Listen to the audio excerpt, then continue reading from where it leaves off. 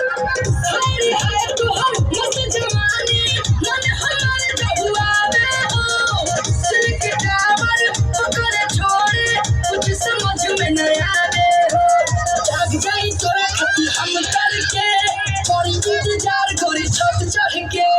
जाग जाई तोरा खातिर हम करके करी इंतजार करी छत चढ़ के दिल दुनिया हमरे रोनिया चले देखी न तो के तमान भटके मजा ले लो जवानी में फिर सटके